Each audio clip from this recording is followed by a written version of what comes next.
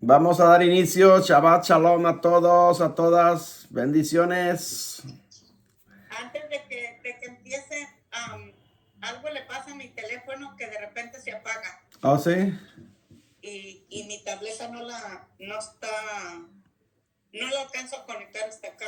Ok. Se me olvidó. Me fui y me acosté y se me olvidó conectarla. Bueno. Si me salgo me vuelve a emitir, ¿ok? Ándale pues. Claro que sí. Ok.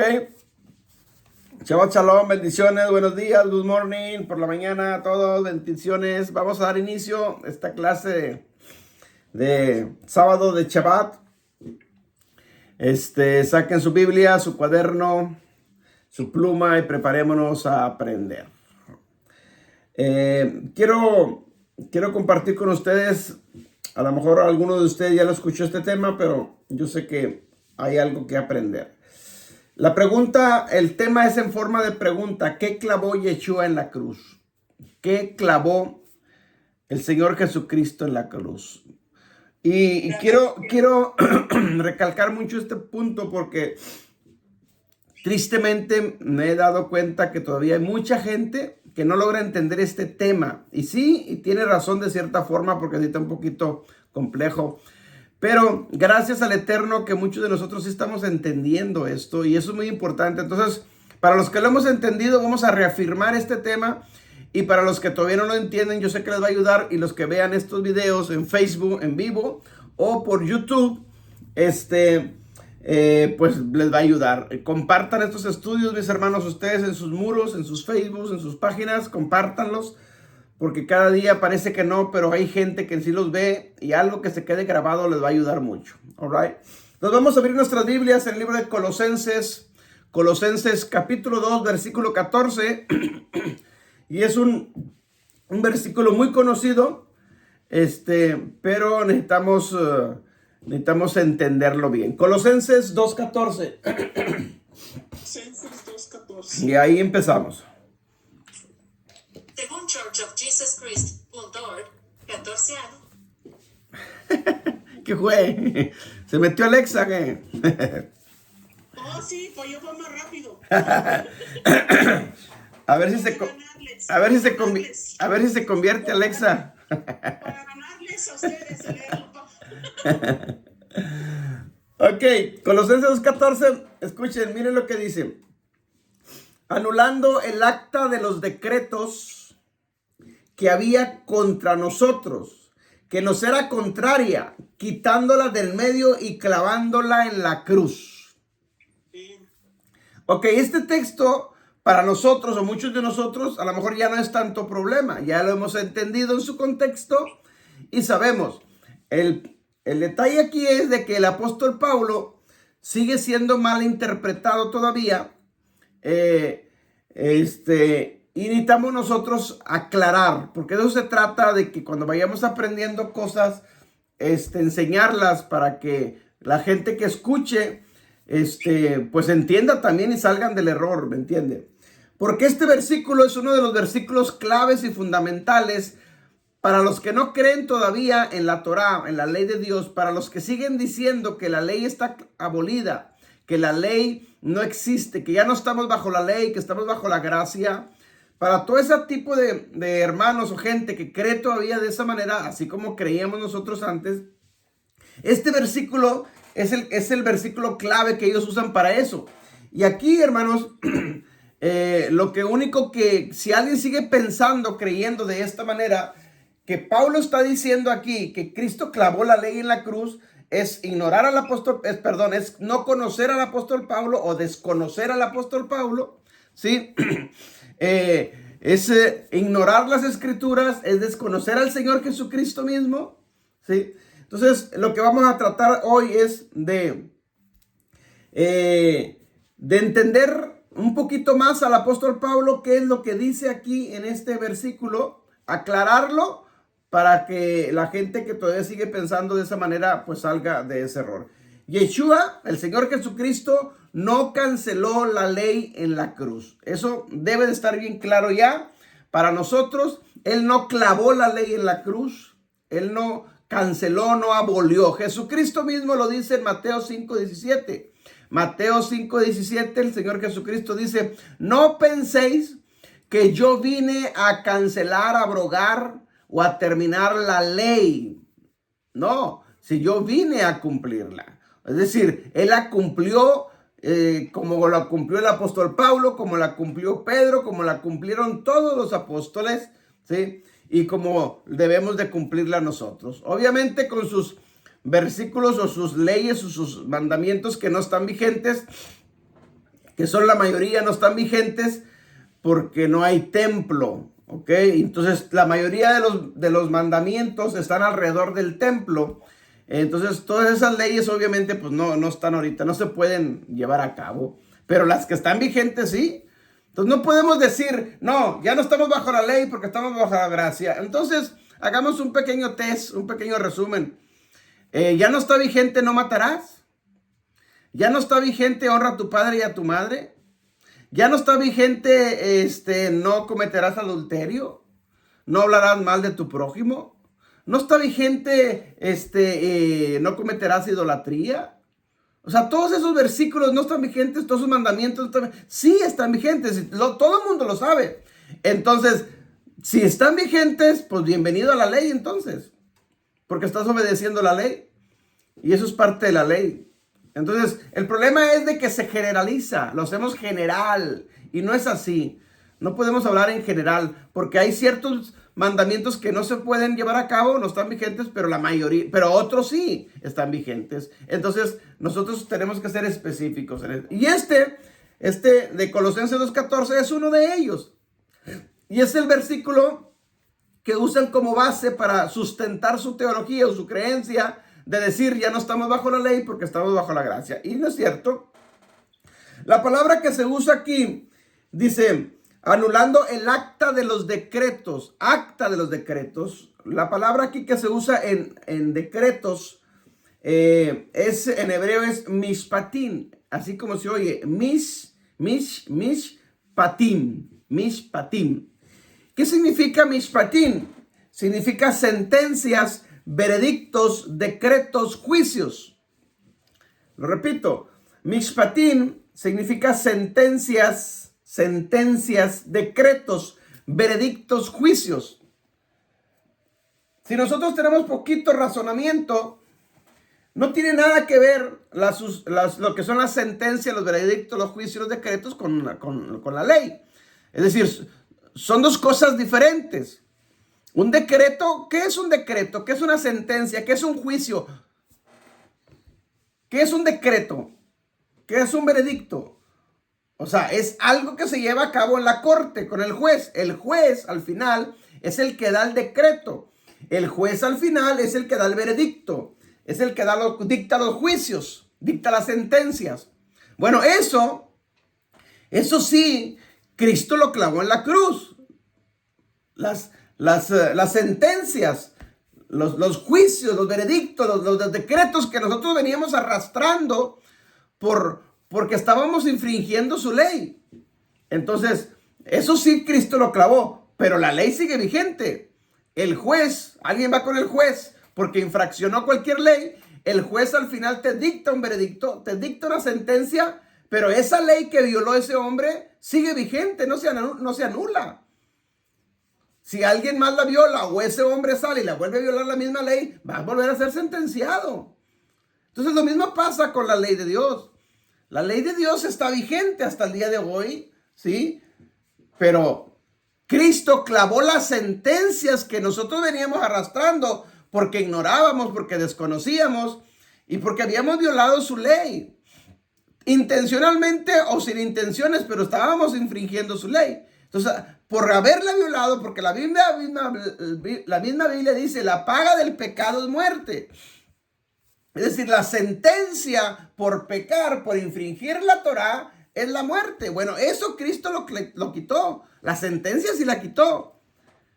Ya no estamos ahora bajo el peso de la ley. Ya no estamos ahora sí, ya no estamos bajo ese peso de esa ley, porque la gracia lo quitó. Eso es correcto. Pero la ley está ahí. La ley sigue vigente, no la quitó. Entonces, cuando no entendemos al apóstol Pablo Mismo Pedro lo menciona. Pedro dice, cuando Pedro habla de Pablo, ¿sí? De que el apóstol Pablo escribe en todas sus cartas cosas difíciles de entender. O sea, el mismo Pedro habla de que Pablo lo que escribe es difícil de entender. Y es cierto. Entonces, imagínense si en aquellos tiempos mismo Pedro decía que no entendía a Pablo, pues ahora hace 2000 años nosotros después acá, que nos creemos muchos eruditos o nos creemos ya muy buenos cristianos, muy buenos teólogos y malinterpretan al apóstol Pablo. Y dice Pedro que los indoctos, los inconstantes, son los que tuercen las escrituras del apóstol Pablo. Y sigue sucediendo hasta el día de hoy. Entonces, hay una razón por la cual se sigue cometiendo este error. Ahora, yo creo que hay varias, pero una de las principales razones es que se desconoce la historia. Se desconoce la historia y segundo, desconocen al apóstol Pablo. Es decir, para interpretar las escrituras, se tiene que seguir una misma línea de interpretación. Una misma línea de interpretación. No puedo decir, me voy por aquí ahora y luego acá no me conviene y agarro otra línea de interpretación. No. Mire, vamos a ver qué dice Pablo de sí mismo. Vamos a Hechos capítulo 21, versículo 24. Hechos 21, 24.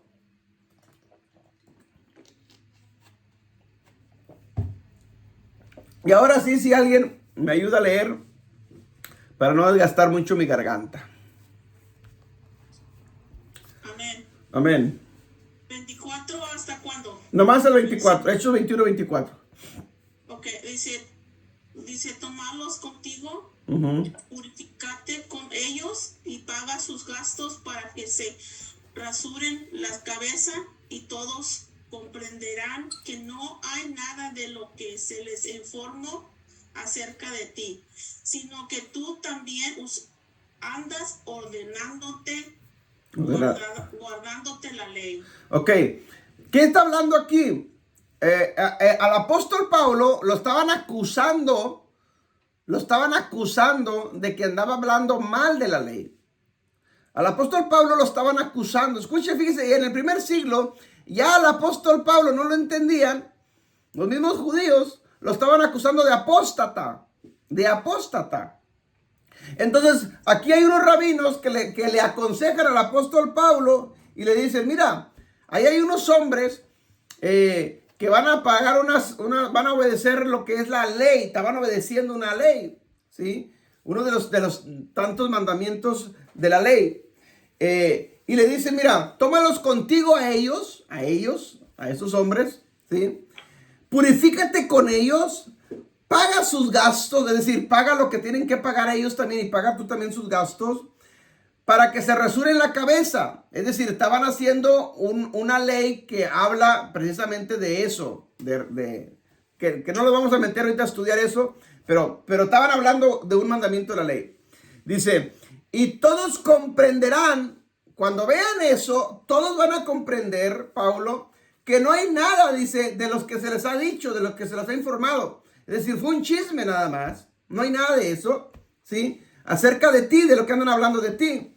Dice, sino que al contrario, dice, tú también andas ordenadamente guardando la ley.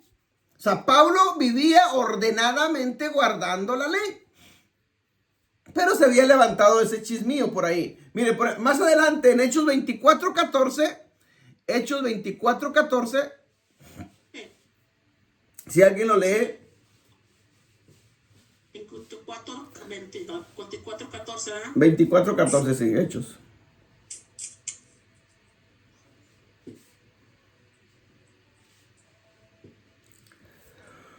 ¿Qué es lo que dice el apóstol Pablo de sí mismo? Amén. En verdad esto confieso. Yo sirvo al Elohim de nuestros padres, de acuerdo al camino que ellos llaman secta, y continúo creyendo en todo lo que está de acuerdo con la Torá y todo lo que está escrito en los Nevi'im. Los profetas. Ok. Escuche bien. Mire, Pablo, ubiquémonos en tiempo. Perdón. ¿Cuándo escribió Pablo sus cartas? Escuche bien. Porque la mayoría dice, Cristo clavó la ley en la cruz. Ok, año 30, año 33 aproximadamente, ¿sí? Cristo es crucificado. 25 años después aproximadamente, Pablo empieza a escribir sus cartas. Ok, 25 años después de que supuestamente Cristo clavó la ley, Pablo dice esto. Y miren lo que dice. Pero esto te confieso, que según el camino que ellos, ¿sí?, los judaizantes, llaman herejía, porque creían que Pablo se había desviado, que Pablo estaba anunciando algo diferente. Así sirvo al Elohim de mis padres. O sea, no he cambiado nada, dice. Creyendo todas las cosas que están escritas en la ley y en los profetas.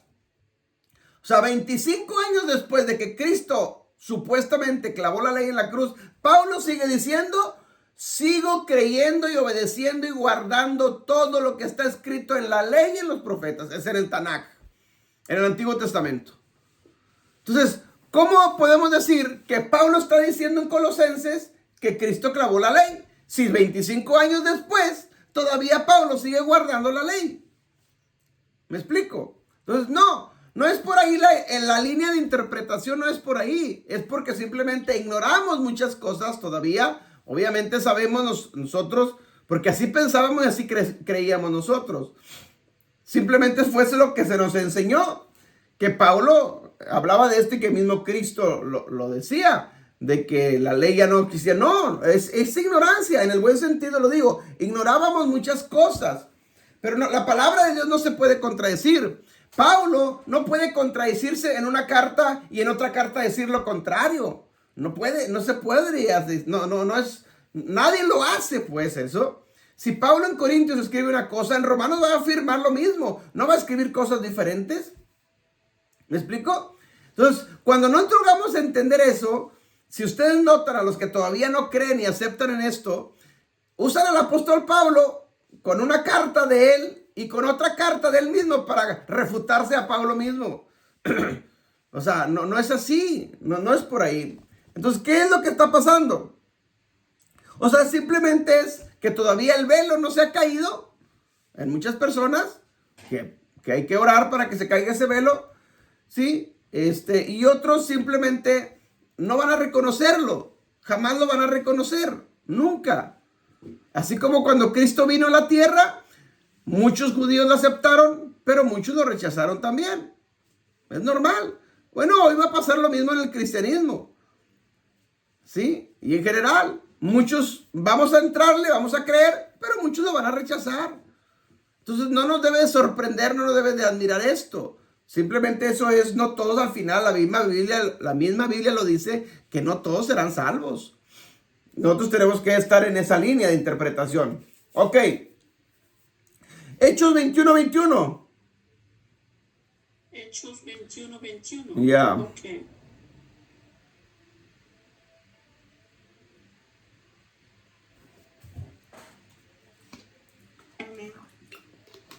Amén. Se les ha informado que en cuanto a ti, le enseñas a todos los judíos que están entre los gentiles a apostatar de Moisés, diciéndoles que no circunciden a sus hijos ni observen las costumbres. Escuche bien, o sea, hay judíos que están acusando al apóstol Pablo de apostatar de Moisés. Siempre que en el Nuevo Testamento habla de Moisés, siempre se refiere a la Torá, se refiere a la ley de Moisés. Ok, malamente dicho ley de Moisés, porque no es ley de Moisés, es de Dios, es de Adonai. Pero bueno, entonces había un grupo de judíos que no entendían al apóstol Pablo y creían que el apóstol Pablo estaba apostatando.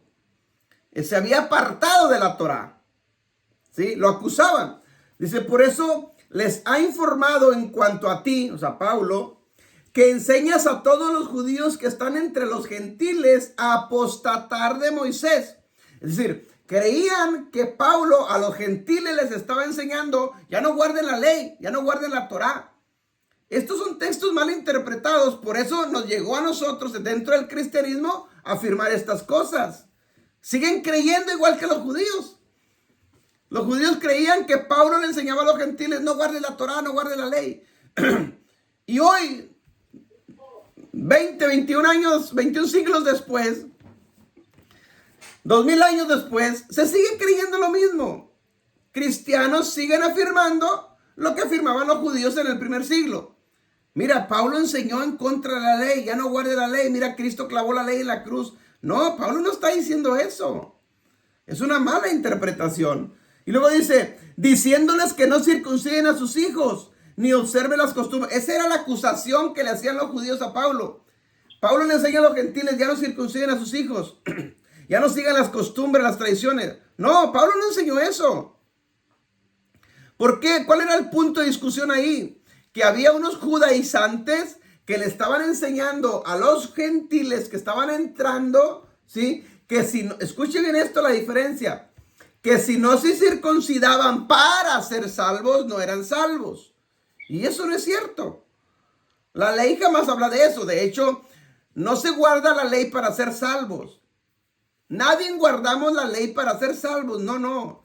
Somos salvos por gracia, por medio de la fe en el Señor Jesucristo. Eso no cambia, eso sigue igual.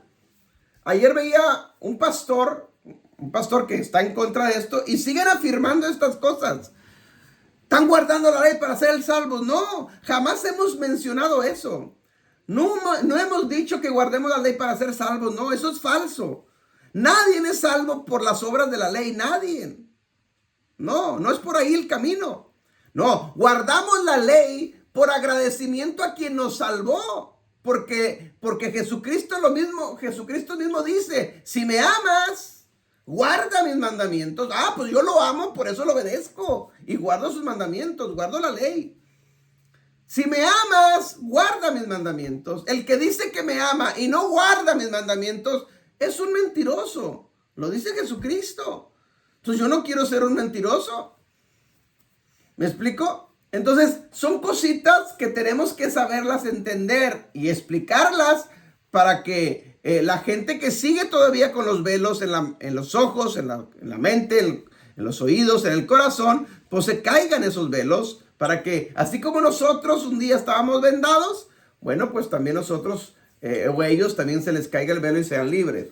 Entonces, Pablo aquí se le estaba acusando de apostatar, es decir, apostatar es apartarte, ¿sí? De la Torá.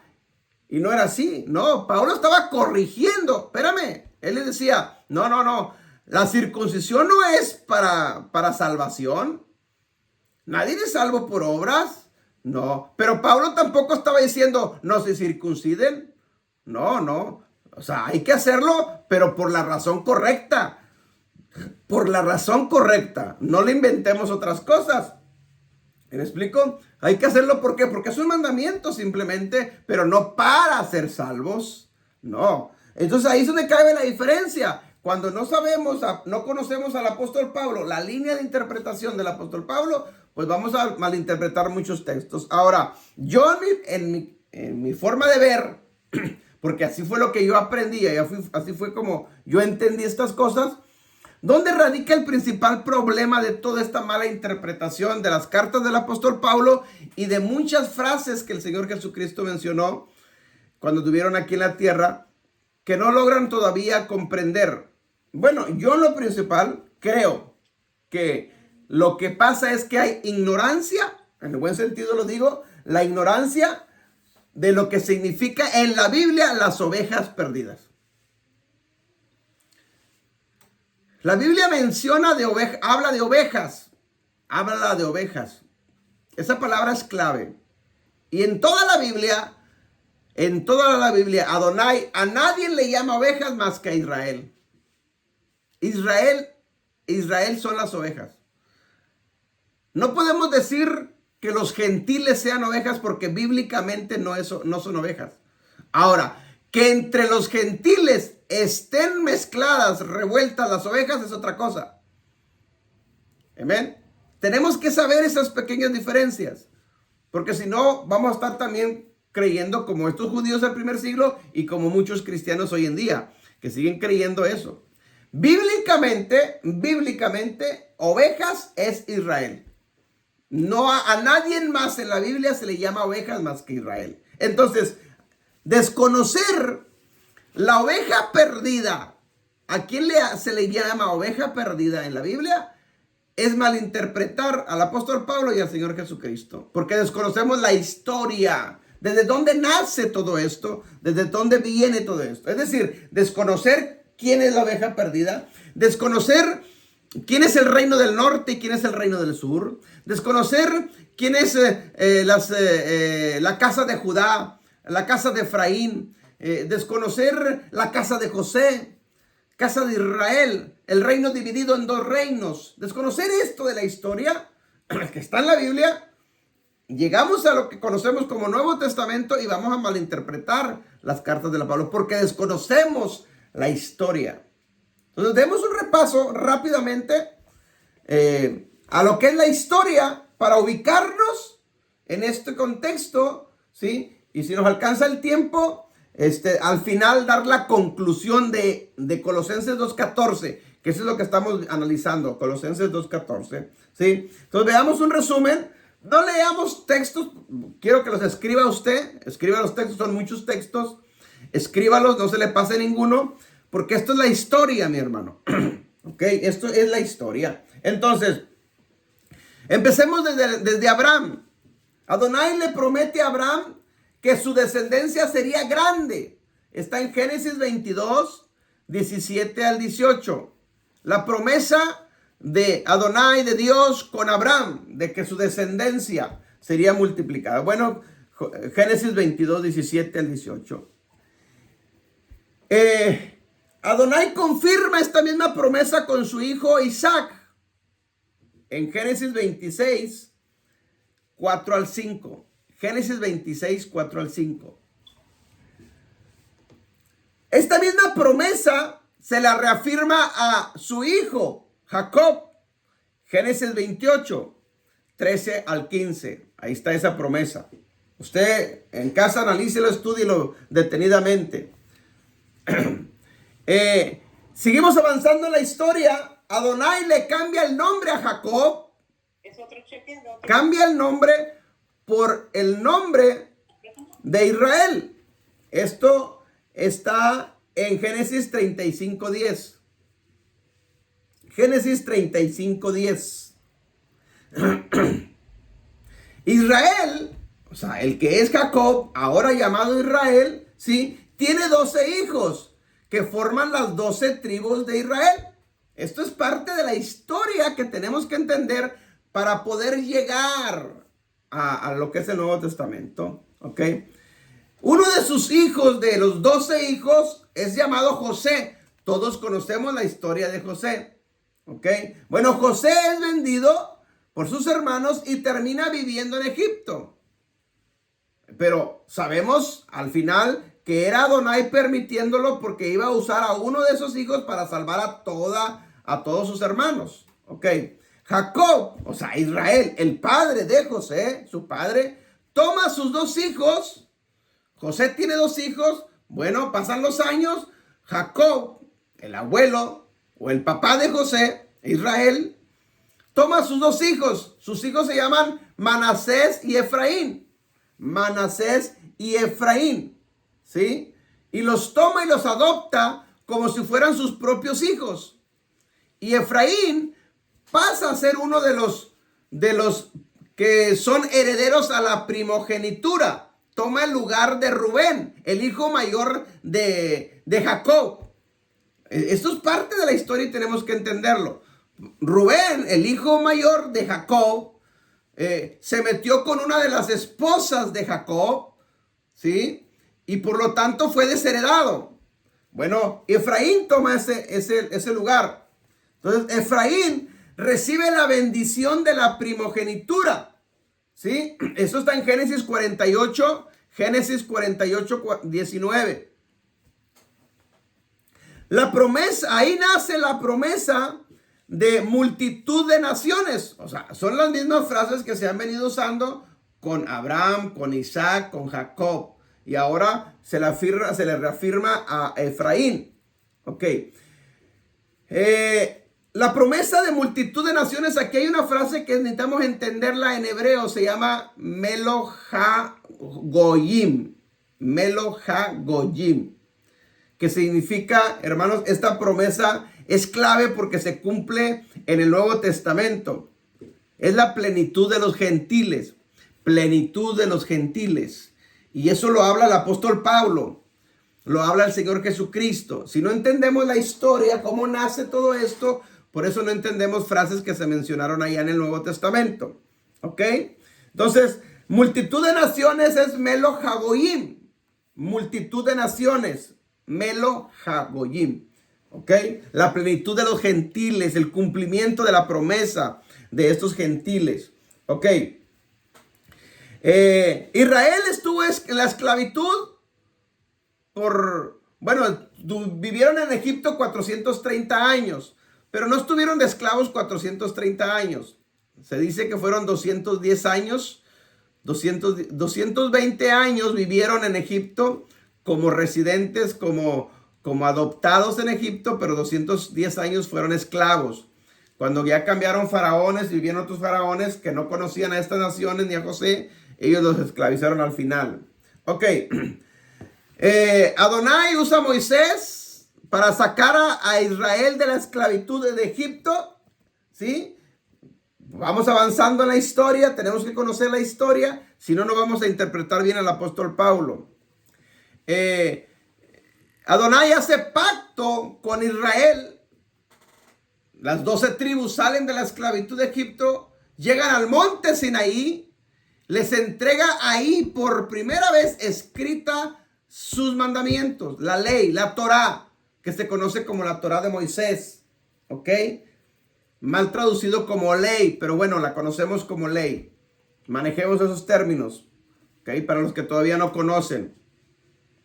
Hace pacto Adonai con las 12 tribus, con Israel, en el monte Sinaí. Es un pacto matrimonial de Adonai. Se casa con su pueblo llamado Israel. Amén. Ahí en el monte Sinaí, 50 días después de sacarlos de la esclavitud de Egipto. Y dentro de la promesa del pacto matrimonial, dentro de la promesa de la Torá o de la ley, dice, si usted lee Deuteronomio 28, dice que si tú guardas y obedeces la ley serás bendecido, pero si tú desobedeces la ley habrá maldición. Es decir, la ley está ahí, pero si tú la obedeces, Dios te bendice. Pero si tú la desobedeces, acarreas maldición. Eso pasa con cualquier ley. Llámese ley terrenal, llámese hoy en día la ley de tránsito, la ley del buen orden, la ley de policía. Cualquier ley es así. La obedeces y eres libre. Desobedécela y vas a la cárcel. O sea, es normal. Para eso son las leyes. Bueno, la ley de Dios es lo mismo. Si nosotros obedecemos la ley de Dios, vamos a ser bendecidos por la obediencia a esa ley. Pero si desobedeces la ley, pues acarreas muerte, acarreas maldición. Eso es normal. Ok. Después Adonai le ordena a Moisés hacer pacto con la segunda generación que nació en el desierto o que salieron bebés, niños de Egipto. ¿Sí? Deuteronomio 29.1. Deuteronomio 29.1. La generación que nació en el desierto. Ellos nacieron en el desierto, pero ya nacieron instruidos, siendo enseñados en la Torá, en la ley de Moisés. Bueno, Dios le dice a Moisés, reafirma el pacto con la segunda generación o la generación que nace en el desierto. Esta segunda generación que nace en el desierto, obviamente ellos ya sabían si obedecían eran bendecidos y si desobedecían eran maldecidos. ¿Sí? Pero también sabían que si desobedecían serían esparcidos por todas las naciones. Ya había una promesa. Deuteronomio 4:25 al 27. Deuteronomio 28:36 y Deuteronomio 29:64. Usted lo puede encontrar ahí. Avanzamos en la historia.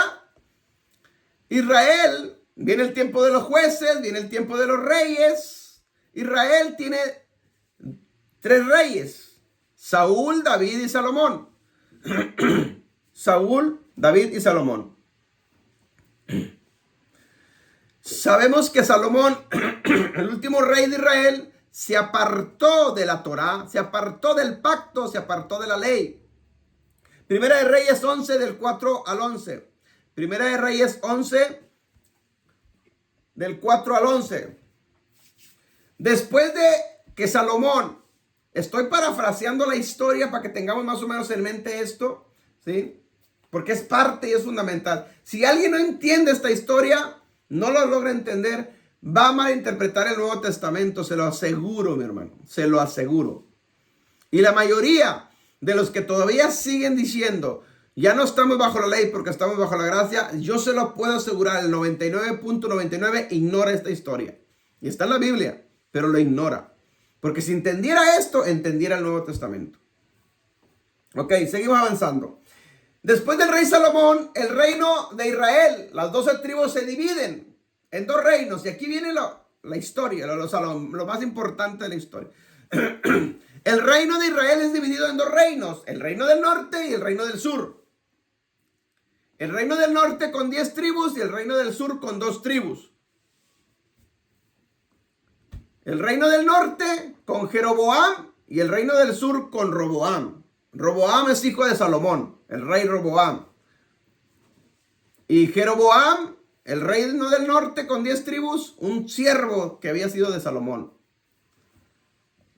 Dios permite esta división por sus pecados de Salomón, porque se había alejado de la Torá, de los mandamientos, o sea, trajo maldición.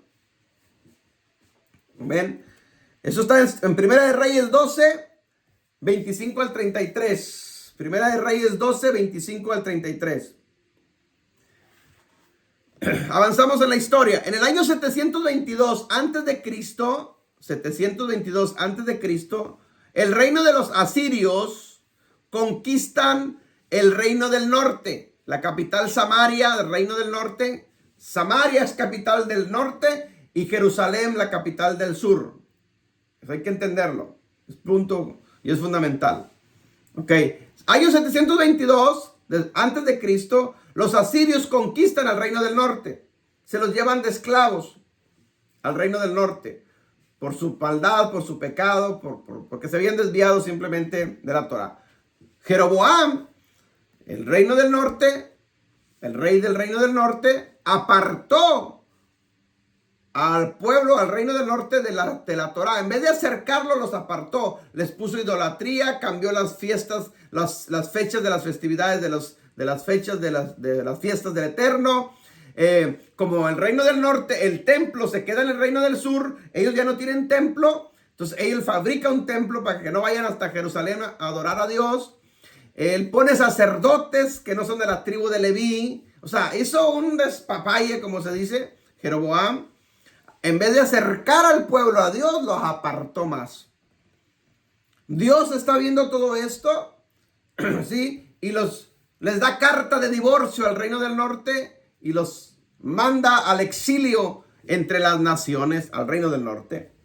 Aproximadamente 100 años después, año 586, año 586 antes de Cristo, el reino del sur también es llevado esclavo por Babilonia, el rey Nabucodonosor. El reino del sur es llevado a la esclavitud también. Segunda de Reyes, capítulo 25, ahí está la historia. Segunda de Reyes, capítulo 25, ¿sí? El reino del sur es llevado esclavo por 70 años, nada más 70 años. Y duró ahí esclavo en Babilonia por 70 años. La historia la platica Esdras, Nehemías, después de que están regresando a reconstruir Jerusalén, ¿sí? 70 años y se acabó la esclavitud y regresan nuevamente a Israel, regresan a Tierra Santa, regresan a Jerusalén y empiezan a regresar poco a poco, ¿ok? Pero el reino del norte jamás regresó, hasta el día de hoy no ha regresado. El reino del norte se asimiló entre las naciones es Goim, son gentiles, naciones es gentiles, se asimiló entre los gentiles. Se mezclaron entre los gentiles el reino del norte. Entonces el reino del norte se casan, se mezclan entre los gentiles. Y por eso el reino del norte hasta el día de hoy, que el reino del norte, que es Israel, que está entre los gentiles, se cree que es gentil. Porque se mezcló entre los gentiles, entre las naciones. Por eso muchos cristianos que pertenecen al reino del norte, pero no lo saben, ellos siguen diciendo soy gentil. Pero no es así. Es que traen sangre de las 10 tribus de Israel, pero todavía lo ignoran. ¿Y por qué ignoran esta historia? Esta historia es muy nutritiva para nuestro espíritu, porque es parte de nuestra identidad. Avanzamos en la historia. Adonai promete, así como le da carta de divorcio al reino del norte, promete y hace una promesa que con el tiempo traería de regreso al reino del norte. Ezequiel 34, versículo 11 y 12. Ezequiel 34, versículo 11 y 12. La promesa de que Adonai traería de regreso a su amada, a su esposa. ¿Ok? Por generaciones pasa la historia, avanza el tiempo en la historia, viene el tiempo de los profetas. Dios, Adonai, levanta profetas para hablarle a unos al reino del norte y otros al reino del sur, a que vengan al arrepentimiento, que se arrepientan, que regresen a los mandamientos, que regresen a la Torá. Escuche, todos los profetas en la Biblia que existen, todos hablaron de arrepentimiento, de regresar a la Torá. La principal función de un profeta es regresar a la Torá. Entonces, si hay hoy un profeta en los tiempos modernos y no te habla de regresar a la Torá, duda lo que va a profetizar. All right. Ok, seguimos avanzando en la historia. Aquí empieza a haber un problema, porque la misma ley que Dios mismo había dado, dice que si una mujer se le da carta de divorcio y va y se casa con un segundo marido, esa mujer ya no puede regresar en un futuro a casarse con el mismo esposo. No puede regresar a casarse con el mismo esposo, porque eso es abominación. ¿Ok? Eso está en la ley. Deuteronomio 24 del 1 al 4. Deuteronomio 24 del 1 al 4. Entonces, bíblicamente y por ley de Dios, Dios mismo no se puede casar con su primera esposa, que es Israel. Y aquí es donde existe el problema y la confusión para los judíos. Por eso no entendían al apóstol Pablo. Y por eso hoy en día muchos cristianos no entienden esto. Porque por misma ley, bíblicamente, no puede Dios, no puede casarse con Israel porque le dio carta de divorcio. Los profetas sabían de esto. Los judíos sabían de esto. Los ángeles en el cielo sabían de esto. ¿Cómo está dando una promesa de que se va a casar, de que la va a traer de donde está, de que la va a restituir? Pero si va a contradecir la ley, y contradecir la ley es pecar, y Dios no puede cometer pecado, no puede infringir su misma ley. ¿Sí me está entendiendo? Pero entonces en Ezequiel 34:15 y en Miqueas 2:12 está la promesa, ¿sí?, de que Adonai restauraría en un tiempo futuro a Israel, a su amada. Y es donde empieza a surgir el problema. ¿Cómo la va a traer si no se puede casar? Pablo sabe de la ley. A Pablo se le fue revelado este misterio. Por eso a Pablo se le considera como el que fue llevado a predicarle a los gentiles. Pero ¿quiénes son los gentiles? ¿Dónde están las 10 tribus mezcladas entre las naciones? A Pablo se le revela este misterio. Por eso Pablo en Romanos 7, eso vamos a leerlo. Entonces vamos a leerlo. Romanos 7, versículos 2 y 3. Si alguien lo tiene.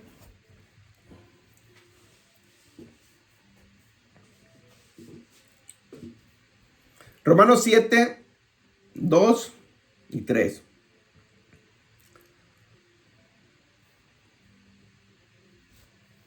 Amén. Amén. Porque la mujer casada está sujeta por la ley al marido mientras éste vive. Pero si el marido muere, ella queda libre de la ley del marido.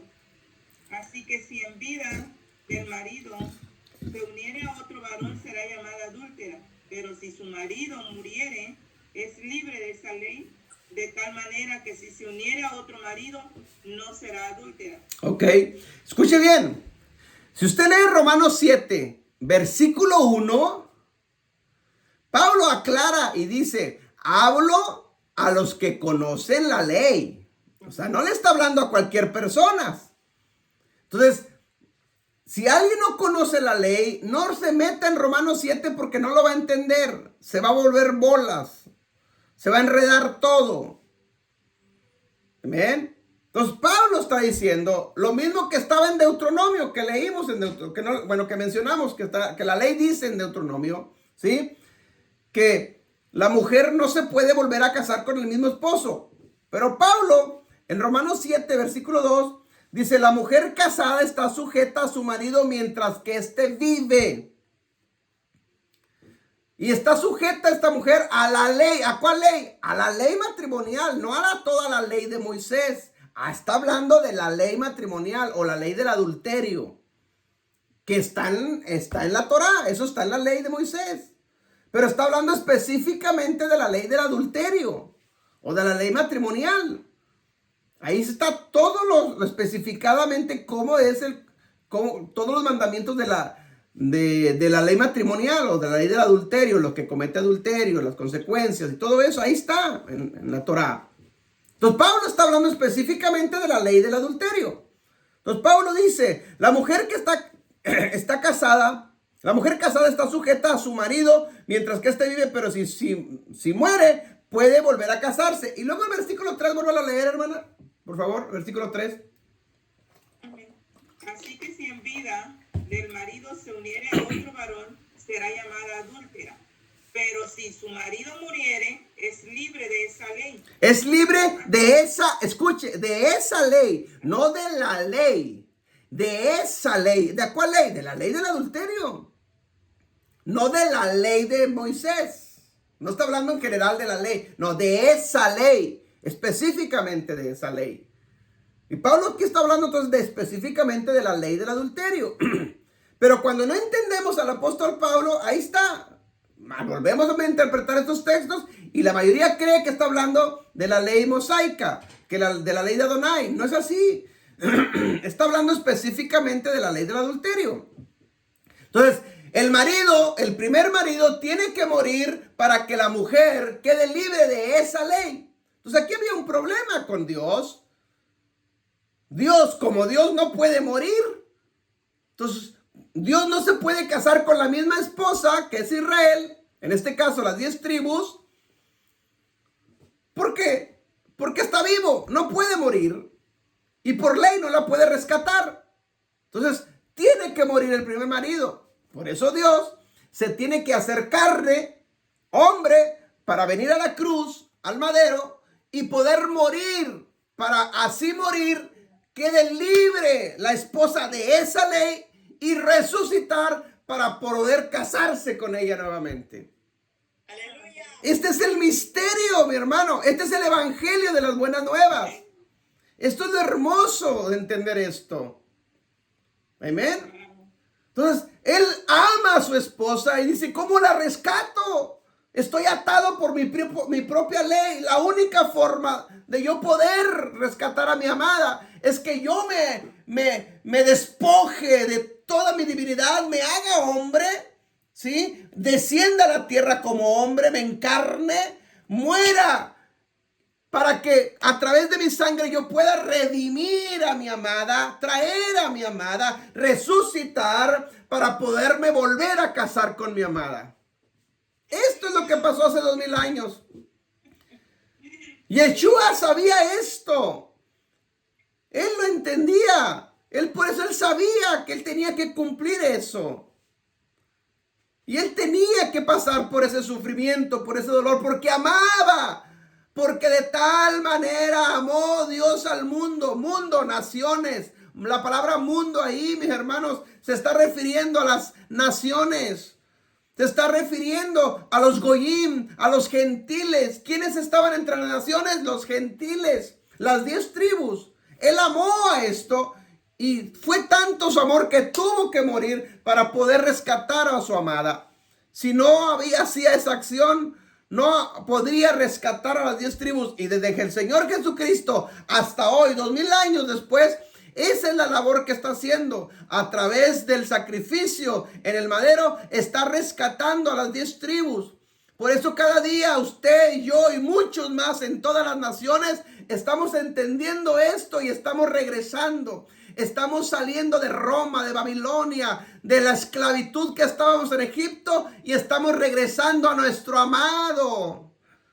¿Por qué? Porque lo amamos, porque hizo un sacrificio inmenso por rescatarnos, porque estábamos en la esclavitud en Egipto. Este es el misterio que todavía muchos no logran entender. Por eso ahora sí podemos entender cuando Jesucristo dice: tengo otras ovejas, le dice a los judíos, tengo otras ovejas que no pertenecen a este redil de Judá.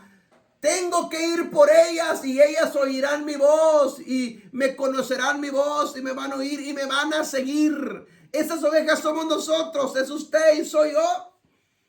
Gracias, Abba. Amén. Jesús dice: yo vine a salvar, a buscar y a salvar lo que se había perdido. ¿Quién estaba perdido? Las 10 tribus, las ovejas. Esas ovejas éramos nosotros. Esas ovejas están entre el cristianismo. Ahí están. Ellos no lo saben todavía. Ellos están en Egipto todavía. Nosotros, es nuestra misión enseñarles estos misterios para rescatarlos, para que se les caigan los velos y sacarlos de ahí, porque ellos pertenecen a Israel también, como usted y como yo. Ese es el misterio que le fue revelado al apóstol Pablo. Y ahora nosotros podemos, por eso no nos entiende, por eso el cristiano nos critica y nos juzga, así como criticaban al apóstol Pablo. ¿Qué le decían al apóstol Pablo? Es un apóstata. Estás hablando mal. Igual no nos entienden, porque no han entendido estos misterios. Esos son judíos, judaizantes. No, no somos judíos ni judaizantes. Somos únicamente su pueblo. Hemos entendido la revelación del misterio, de las buenas nuevas, nada más. Por años estábamos ahí, pero no lo lográbamos entender del todo. Hasta hoy que se nos ha sido revelado este misterio. Esto es parte de la historia. Y tenemos que entenderlo. Cuando nosotros lo entendemos, hermanos, se te cae la venda y te pueden decir lo que te puedan decir. Nadie te va a sacar. ¿Por qué? Porque entraste al pacto matrimonial de regreso. Está sellado con la sangre de Cristo ese pacto.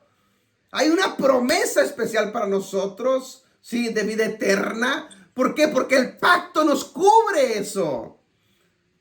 Pero cuando no hemos entendido este pacto y sigues diciendo, no estamos bajo la ley, estás rechazando a tu amado. Porque la ley, la palabra, el verbo, la dabar, se hizo carne, es Yeshua mismo. Entonces, ¿cómo puedes decir por un lado, amo a Cristo pero rechazo su ley? Si es lo mismo. No han entendido todavía el pacto matrimonial. No han entendido el sacrificio. No conocen a Yeshua, no conocen al apóstol Pablo.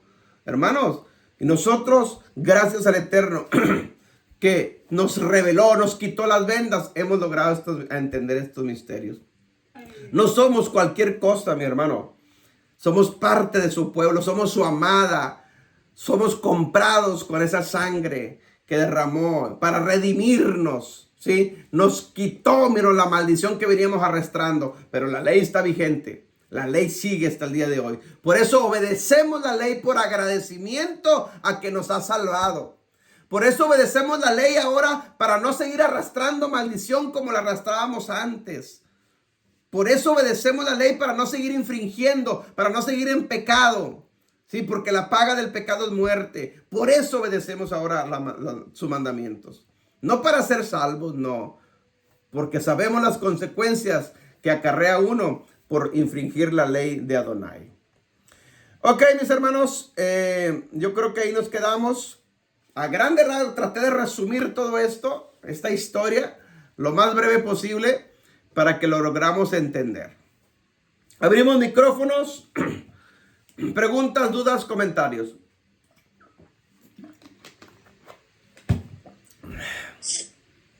Todo esto está en el rollo de Melquisedec. ¿Parte? Sí. Y ahí, sí, ahí dice que él tiene ya, cuando Adán y Eva pecaron, él está platicando, yo creo, con los ángeles y le dice que él ya dice, ¿por qué no lo detuviste? Ahí está la explicación, ¿por qué no lo detuvo al diablo? Sí. Y ahí está donde dice que él ya tiene el plan para salvar a su pueblo.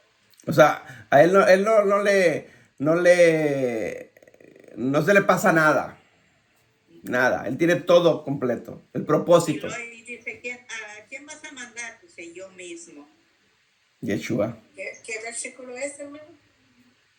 Está en un libro de Melquisedec, esa parte de la Biblia.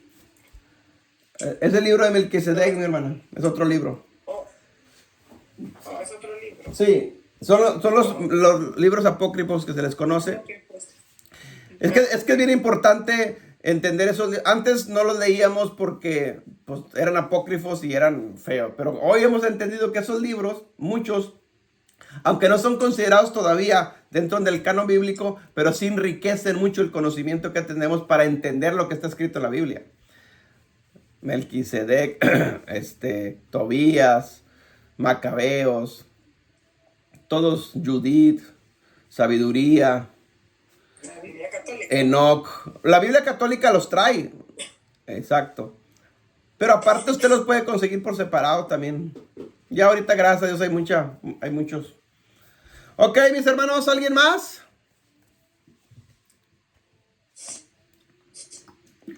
¿Entendimos? Esto es clave que lo entendamos para no malinterpretar las cartas de Pablo y de lo que hizo Jesucristo. Cuando entendemos esto, vamos a entender esto del Nuevo Testamento. Y esto es parte que lo entendamos, la historia, para poderle explicar a la gente, ¿sí? A nuestros hermanos que están dentro del cristianismo, que todavía no han logrado entender esto, explicarles cómo es el evangelio. Si no lo logramos entender, ¿cómo podremos explicarle a ellos? Yo una vez le expliqué esto a alguien y le estaba explicando esto precisamente y al último, él estaba captando todo. Y al último, cuando le dije, tú eres una de estas ovejas, cayó de rodillas llorando. Él era cristiano. O sea, el Espíritu Santo estaba orando. Le dije, tú eres esa oveja que anda perdido. Oh, qué hermoso. ¡Pum! Cayó llorando. Porque este es el evangelio. Con esto predicaban el apóstol Pablo. Los apóstoles predicaban con lo que estaba escrito en el Antiguo Testamento. Ok, mis hermanos, pues si no hay más comentarios, dudas, bendiciones, Shabbat Shalom a todos. Estamos en contacto y nos vemos hasta la próxima. A los que están en Facebook en vivo, bendiciones. Y los que están en YouTube, bendiciones también.